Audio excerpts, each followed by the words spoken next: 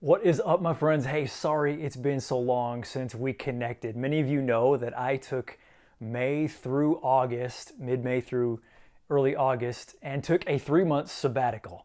And it was super needed, super important. And I haven't had the chance to post much. And so here's my re entry back into posting. My hope is to share some good leadership content with you. And today I want to talk specifically about how to do this lifestyle of ministry thing. So if you are a Christian leader, if you are someone who is, maybe you don't think about yourself as a leader, but you serve your church in some capacity or some nonprofit, this is for you. The pace of life that goes along with being in ministry or serving, and I really believe you volunteer anywhere, you are in ministry. We can not always necessarily know what to do or know how to navigate some of this stuff. So often we're told, hey man, you got to keep things in balance, stay in balance, do the balanced thing. And I think that can be good. The problem is it creates a wrong picture, I think, in our heads of how we're supposed to be balancing life. So you've got work, right? This is, for those of you in the marketplace, you just have a job that you have to go to. And in that job, you're supposed to not just be faithful to do your work, but you're actually supposed to walk in integrity. You're supposed to have the spirit of joy. You're supposed to be a living testimony to the goodness of Jesus Christ. And you got to rock out whatever you're doing with excellence. So there's those of us who have a marketplace job. Then there's others of us who maybe we're not in the marketplace, but we're at home. And so we have all the responsibilities of being the at-home parent. And that includes helping people do school, getting them to school, setting up Zoom appointments and all that kind of thing.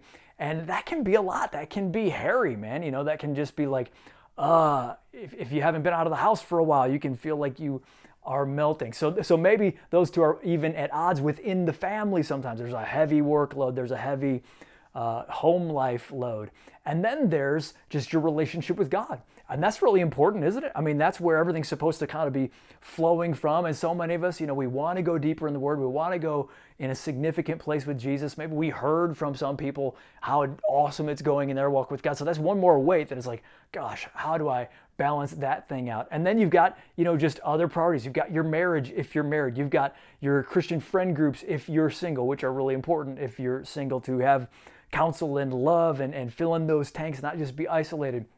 And all these things are wonderful and they're good, but they're a lot to manage. And so we can be left, if we're a Christ follower, if we're trying to lead anything significant and your family itself is significant, and we can just wonder, how do I keep all this in order? And one of the things that I learned early on was this list of priorities, and it was helpful to a degree. So I'm going to share that list with you. The priority should be, okay, if you're going to look at your week or look at your month, what are you putting in first? Well, first, you got God, okay? God's got to come before even your marriage. Your marriage is really important. In fact, it's number 2, and it should come before kids, because your kids will actually be stronger if they see an awesome, piping hot marriage. But in order to have a piping hot marriage, you got to go back to God, so God's got to be first. And what that means is, as you're prioritizing, you just put God in first. You have God first thing in the day, or the most important thing in the day if you do it at another time. The marriage has to happen, so you're putting that in next. You're scheduling things with your spouse, making sure it's not just, hey, we're ships passing in the night. You're being intentional with your kids. That comes next. And then comes work. Work actually should come. It shouldn't come before kids, shouldn't come before God, but it should come next. And after that, you have your ministry. That's where you go to church and you do the things you do for God. Now, sometimes work and ministry, for some of you who are listening, are the same thing. So, hey, that's awesome. And that's a really good paradigm in terms of what is the order of priority. It's really bad when it comes to situations changing, because it's not like you can just, I've spent literally all the time with God I possibly could, and now I go on to have time with my wife. I mean, you'd never get past your spouse. You never get 3 down. You'd never go to work because you always could spend more time with God. So it's not too helpful. So sometimes we're seeing this thing like a balance, and that's how I've tried to do it in the past. I'm trying to balance these things, and I've just found it is not the best solution. Let me give you a different solution. That is adjustments. Almost constant, sometimes adjustments, depending what season we're in. See, I'm a guy, I really like cruise control. Cruise control answers all kinds of questions for me. I can just hit cruise control. I don't really have to think about it. I don't have to worry. If I got a lead foot here, am I going too fast?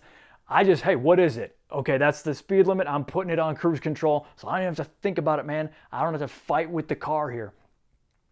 Here's the thing about ministry. Here's the thing about serving. Here's the thing about really all those areas we mentioned. There is no cruise control. And I promise, because I've looked for it.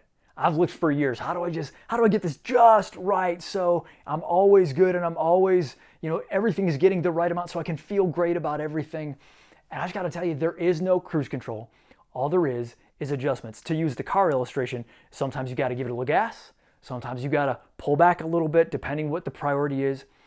And really what your aim is how do I be faithful in every situation God has given me? God has called us to be faithful servants, not people that are perfectly balanced in every way. That's an illusion, man. And we even saw that it's not really, it might not even be helpful for the situation. So let me read this to you. This is 1 Peter 4:10. It says, each of you should use whatever gift you've received to serve others. And isn't it true that we have different gifts in different ones of those areas? And God says, I want you to use them all. I'm thinking about the whole man or the whole woman as faithful stewards of God's grace in its various forms. God says, you're going to have to use some of my anointing and some of my gifts in different ways if you're at home with the kids, or if you are on your way to meet with somebody for a counseling appointment. No matter what the situation is, God says, I've gifted you in different ways for different things. But the question we have to ask is, what are the responsibilities God has given me?